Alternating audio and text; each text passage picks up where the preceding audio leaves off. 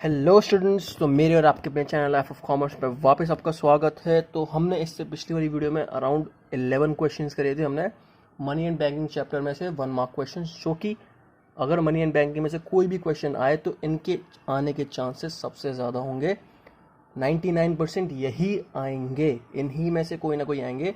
तो पहला पार्ट मैं डाल चुका हूँ, आप ऊपर आई बटन पे क्लिक करके जा सकते हैं पहले पार्ट पे। और सेकंड पार्ट जो है ये वाला वीडियो में बताऊंगा। मैं बाकी के 11 क्वेश्चन जो बचे हैं उनको करेंगे, कॉन्सेप्ट भी समझेंगे। बस आपसे एक ही रिक्वेस्ट है कि आप आखिर तक बने रहें वीडियो में मेरे साथ। तो वीडियो स्टार्ट करने से पहले एक और चीज़ कहना चाहूँगा कि अगर आपको मेरी वीडियो पसंद आए तो लाइक करिएगा। एंड मेरी वीडियो अदर जो हैं, बाकी सारी मैंने जो वीडियोस बनाई हैं, बाकी सारी जो सीरीज़ बनाई है मैंने, उनको भी चेकआउट करिएगा। अगर आपको अच्छी लगती तो प्लीज़ एक कमेंट छोड़ दीजिएगा छोटा सा, ताकि मुझे पता चले कि आप सब मेरे सपोर्ट में हैं। और अगर चैनल को सब्सक्राइब नहीं करा हुआ तो आपने चैनल भी सब्सक्राइब कर लीजिएगा। तो इस वाली वीडियो का हम बिना देरी करे स्टार्ट करते हैं। तो हम बात करते हैं 12th वाले क्वेश्चन की, क्योंकि हमने 11th वाला क्वेश्चन पिछली वाली वीडियो में कर लिए 1 से लेकर 11 तक।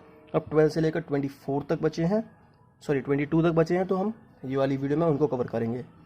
तो 12th वाला क्वेश्चन क्या कह रहा है हमसे कि maximum credit that the commercial bank can legally create is indicated by. तो जो क्रेडिट बनाती है, जो money creation through commercial bank होता है, तो उसका एक फॉर्मूला होता है। जो लीगली मनी क्रिएट करती हैं commercial banks through demand deposit वगैरह, डिपॉजिट लेकर, तो उसका एक फॉर्मूला होता है। उसका फॉर्मूला क्या है हमारा? 1/CRR into cash reserve with the RBI। तो यहाँ पे रेट इंटू कैश रिजर्व जो भी है हमारा, वो सब बात करी जाएगी। तो ये वाला करेक्ट फॉर्मूला हमारा कौन सा है? डी वाला। आपको ये वाला छोटा सा फॉर्मूला याद रखना पड़ेगा कि जो money creation bye commercial bank होता है उसका एक छोटा सा फॉर्मूला होता है। वो क्या होता है? 1/CRR into cash reserve with the RBI। तो अब हम बात करते हैं 13th वाला क्वेश्चन। 13th वाला क्वेश्चन क्या कह रहा है हमसे कि क्रेडिट कंट्रोल जो है, क्रेडिट कंट्रोल मतलब मनी कंट्रोल जो है, उसका मतलब क्या होता है? तो यहाँ पे क्रेडिट और मनी एक ही चीज़ बताई गई है, एक ही चीज़ है पूरे चैप्टर में। या तो क्रेडिट बोल लो या मनी बोल लो, एक ही चीज़ है। तो मनी का कंट्रोल मतलब क्या होता है? कंट्रैक्शन ऑफ क्रेडिट ओनली, खाली कंट्रैक्शन होना, या एक्सटेंशन होना खाली, या फिर दोनों चीज़ें होना। तो करेक्ट ऑप्शन क्या है? एक तो एक्सटेंशन भी होना और कंट्रैक्शन भी होना। जब लगता है कि इन्फ्लेशन ज़्यादा है तो पैसा लोगों के हाथ में क्या कर दो? कम कर दो। और लगता है जब इन्फ्लेशन या फिर डिफ्लेशन की सिचुएशन है तो लोगों के हाथ में ज़्यादा पैसा कर दो। तो एक्सटेंशन एंड कंट्रैक्शन दोनों ही होता है मनी सप्लाई के अंदर। इसको हम क्या बोलते हैं? Credit control. तो अब हम बात करते हैं 14th वाला, which of the following is not the instrument of credit control. तो इनमें से कौन सी चीज़ है जो क्रेडिट कंट्रोल के लिए काम नहीं आती या फिर क्रेडिट कंट्रोल के इंस्ट्रूमेंट नहीं है? तो क्रेडिट कंट्रोल के लिए हमें पता है CRR होती है, हेल्पफुल है CRR। अगर मनी की सप्लाई को कंट्रोल करना है इकोनॉमी के अंदर तो CRR ज़रूरी है, SLR ज़रूरी है, बैंक रेट भी ज़रूरी है। But manage floating correct option है हमारा, क्योंकि मैनेज फ्लोटिंग एक इंस्ट्रूमेंट नहीं है क्रेडिट कंट्रोल का। बिकॉज मैनेज फ्लोटिंग का मतलब क्या होता है? जो manage floating first of all foreign exchange chapter से है। मैनेज फ्लोटिंग का मतलब क्या है? डिमांड एंड सप्लाई के थ्रू जो फॉरेन एक्सचेंज रेट डिटरमाइन करी जाती है उसको क्या कहते हैं? Manage floating. और इसके अंदर गवर्नमेंट का इंटरवेंशन भी रहता है। तो करेक्ट ऑप्शन क्या है हमारा? D, managed floating. तो हम बात करते हैं 15th वाला question, which of the following does not come under quantitative method of monetary policy. तो हम क्वांटिटेटिव और qualitative method of monetary policy हम पढ़ चुके हैं। क्वालिटेटिव मेथड भी है और क्वांटिटेटिव मेथड भी है, तो दोनों ही पढ़ चुके हैं हम। अगर आपने अब इसका कॉन्सेप्ट नहीं पता है तो मैं डिस्क्रिप्शन में सारी लिंक डाल दूंगा या फिर प्लेलिस्ट की लिंक डाल दूंगा, आप जाके चेकआउट कर सकते हैं वीडियोस को। तो इसमें से quantitative method of monetary policy वाला कौन सा नहीं है? ओपन मार्केट ऑपरेशन क्वांटिटेटिव है, CRR क्वांटिटेटिव है, रेपो रेट भी क्वांटिटेटिव है, बट मॉरल सुएशन जो है वो क्वालिटेटिव मेथड में आ जाता है। तो करेक्ट ऑप्शन हमारा क्या है? Moral suasion. तो 16th वाला क्या कह रहा है कि open market operations as an instrument of credit control are performed by. तो जो ओपन मार्केट ऑपरेशंस होते हैं जो कि इंस्ट्रूमेंट है क्रेडिट कंट्रोल के, वो कौन परफॉर्म करता है? मतलब ये सब लाता कौन है? ये सब लाता है हमारा the central bank of the country. Correct option होगा हमारा A, central bank of the country. कौन सा है हमारा? RBI। तो ये सब कौन लाता है? ये RBI लाता है। ओपन मार्केट ऑपरेशन वगैरह ये सब जो फंक्शन है वो कौन लाता है? RBI लाता है। और जो ओपन मार्केट ऑपरेशन का फंक्शन है, जो ओपन मार्केट ऑपरेशन इंस्ट्रूमेंट है, वो कौन करता है? RBI ही करता है, जिसे हम क्या बोलते हैं? The central bank of the country. तो अब हम 17th वाले पे जाते हैं। 17 वाला क्या कहता है, with an increase in margin requirement availability of credit in the economy. तो 17 वाला का थोड़ा सा कॉन्सेप्ट आपको वापस याद दिलाना पड़ेगा। अगर आपको आता है तो अच्छी बात है, आप थोड़ी सी वीडियो 10 से 20 सेकंड के आगे बढ़ा सकते हैं। अगर नहीं आता है तो आप कॉन्सेप्ट समझ सकते हैं। तो 17 वाला क्वेश्चन क्या कह रहा है कि मान लिए मार्जिन रिक्वायरमेंट आपको नहीं आता, तो पहले हम ये वाली सिचुएशन समझेंगे कि अगर आपको 1 करोड़ का लोन चाहिए तो आपको सिक्योरिटीज रखनी पड़ेंगी 1 करोड़ 20 लाख की। मतलब कोई भी प्रॉपर्टी वगैरह हुई, आपको 1 करोड़ 20 लाख की सिक्योरिटीज रखनी पड़ेंगी अगर आपको 1 करोड़ का लोन चाहिए बैंक से तो। ठीक है, बट अब क्या करा आरबीआई ने, मार्जिन रिक्वायरमेंट बढ़ा दिया। उसकी वजह से क्या होगा कि अगर आपको अब 1 करोड़ का लोन चाहिए तो आपको 1 करोड़ 50 लाख की सिक्योरिटीज रखनी पड़ेंगी 1 करोड़ का लोन लेने के लिए। मतलब अब आप देख सकते हैं कि पहले आपको 1 करोड़ 20 लाख की रखनी थी, बट अब आपको क्या करना है, 1 करोड़ 50 लाख की रखनी पड़ेंगी। तो इसको कहते हैं मार्जिन रिक्वायरमेंट। इससे क्या होगा, अगर आपका मार्जिन रिक्वायरमेंट बढ़ गया, आरबीआई ने बढ़ा दिया, कमर्शियल बैंक से कह दिया कि आपका मार्जिन रिक्वायरमेंट बढ़ गया है, आपको बढ़ाना पड़ेगा, तो अब क्या होगा, अब आप एज अ कस्टमर अगर लोन लेने जाएंगे, एज अ कोई भी नॉर्मल पर्सन आप लोन लेने जाएंगे, तो आप क्या देखेंगे, पहले तो यार कम सिक्योरिटीज़ में इतना पैसा मिल जाता था, बट अब तो ज़्यादा सिक्योरिटी रखनी पड़ेंगी और इतनी सिक्योरिटीज़ तो हमारे पास नहीं है। तो अब क्या करेंगे, आप देखेंगे कि कई हद तक लोगों की डिमांड कम हो जाएगी लोन की, जिसकी वजह से क्या हो जाएगा, इन्फ्लेशन की सिचुएशन कर्व हो जाएगी। तो यहाँ पे 17 वाला ऑप्शन क्या कह रहा है कि अगर मार्जिन रिक्वायरमेंट बढ़ जाएगा तो अवेलेबिलिटी ऑफ क्रेडिट, मतलब क्या हो गया, पैसे की जो अवेलेबिलिटी है इकोनॉमी के अंदर वो क्या हो जाएगी, वो हो जाएगी हमारी कम हो जाएगी। तो अब हम 18 वाला देखते हैं, if inflation is to be combated the RBI. Okay, कह रहा है कि अगर इन्फ्लेशन को आपको कम करना है, इन्फ्लेशन से लड़ना है। इन्फ्लेशन कौन सी सिचुएशन हो गई, जहाँ पे महंगाई होती है, जहाँ पर लोगों के हाथ में काफ़ी सारा पैसा होता है, उसकी वजह से क्या हो जाती है, महंगाई हो जाती है। तो अगर इन्फ्लेशन सिचुएशन से लड़ना है तो क्या करना पड़ेगा, लोगों के हाथ में सबसे पहले क्या करना पड़ेगा, पैसा कम करना पड़ेगा। अब वो कैसे कर सकते हैं, वो अब हम इस एग्जाम्पल के थ्रू समझते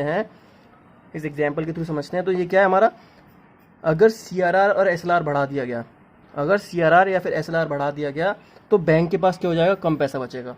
मतलब अगर मान लीजिए पहले CRR 15% था, मतलब 100 में से 15 रुपये बैंक को रोक के चलने थे, बट अब क्या है 20 हो गया, तो 100 में से 20 रुपये रोक के चल रहे हैं बैंक को, तो लोगों के पास क्या होगा, बैंक के पास सबसे पहले क्या हो जाएगा, कम पैसा बचेगा लोगों को देने के लिए, और लोगों को देने के लिए कम पैसा बचेगा तो लोगों के पास क्या आएगा, कम पैसा आएगा। तो मैंने अभी तो 100 में से बहुत कम बोला, मैंने बहुत करोड़ों में ट्रांजैक्शन होती हैं ऐसी चीज़ें की, तो लोगों के पास क्या हो जाएगा, एक हद तक पैसा कम आ जाएगा। उसकी वजह से क्या होगा, लोगों के हाथ में पैसा कम हुआ, इन्फ्लेशन की सिचुएशन क्या हो जाएगी, कर्व हो जाएगी, मतलब सही हो जाएगी इन्फ्लेशन की सिचुएशन। तो इन्फ्लेशन की सिचुएशन से अगर कोप अप करना है, अगर उससे लड़ना है, तो क्या करना पड़ेगा, SLR और CRR को दोनों को रेस करना पड़ेगा। मतलब raises both SLR and CRR। I hope ये वाला पॉइंट समझ में आ गया हो।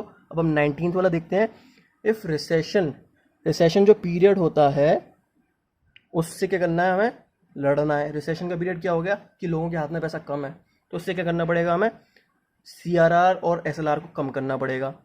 तो हमारा करेक्ट ऑप्शन क्या है, CRR to be lowered and bank rate needs to be lowered. अब डी वाला ऑप्शन क्या कह रहा है कि रेपो रेट को कम करना पड़ेगा बट CRR को बढ़ाना पड़ेगा। नहीं, सबको कम करना पड़ेगा, रेपो रेट को भी, CRR को भी और बैंक रेट को भी। तो करेक्ट ऑप्शन क्या है हमारे, both A and B। CRR को भी कम करना पड़ेगा और बैंक रेट को भी कम करना पड़ेगा।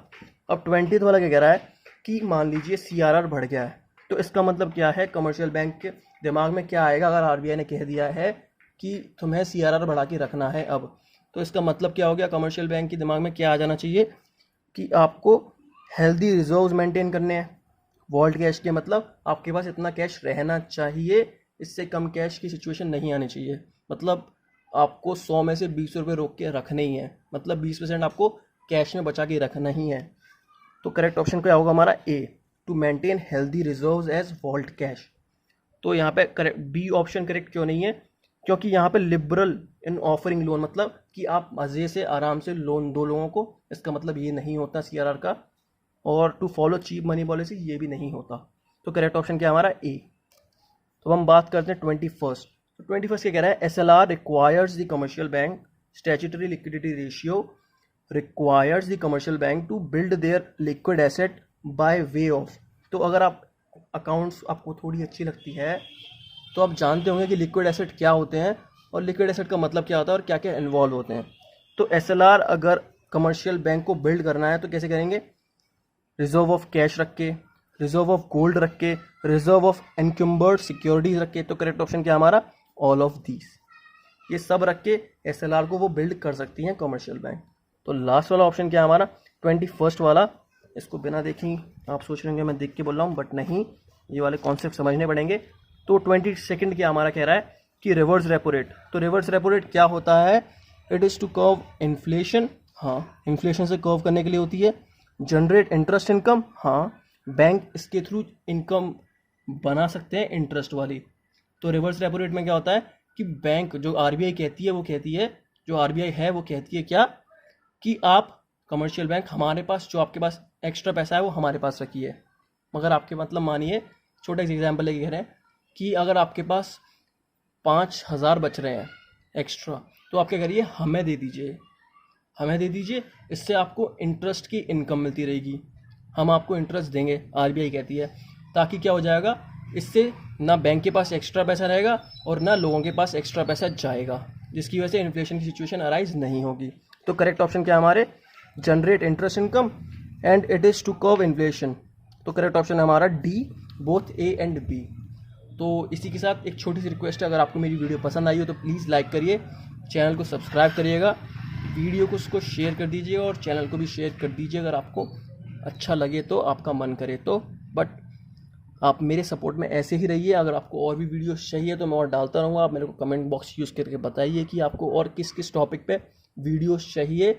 और मैंने टेलीग्राम पे चैनल बना दिया है, लिंक डिस्क्रिप्शन में डाल दिया है, अब वो जाके चेकआउट कर सकते हैं। आप वहाँ पे जाके कोई भी डाउट हो, अगर इंटरेक्शन करना हो, कोई भी क्वेरी हो तो आप वहाँ पे जाके कर सकते हैं। तो इसी के साथ अलविदा, शुक्रिया and have a nice day.